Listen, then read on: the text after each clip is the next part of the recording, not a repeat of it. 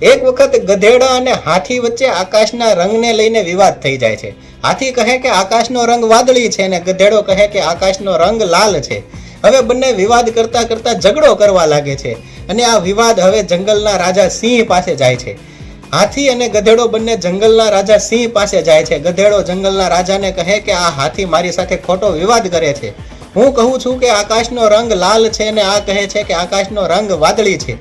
હવે તમે જ નિર્ણય કરો કે આકાશનો રંગ કેવો છે. સિંહ થોડી વાર વિચારે છે ને પછી નિર્ણય સંભળાવે છે કે હાથીને 10 દિવસ જેલની સજા આપવામાં આવે. હાથી ઉદાસ થઈ જાય છે અને હાથી જંગલના રાજા સિંહને કહે છે કે તમને પણ ખબર છે ને મને પણ ખબર છે કે આકાશનો રંગ વાદળી છે, તેમ છતાં મને કેમ તમે સજા આપો છો?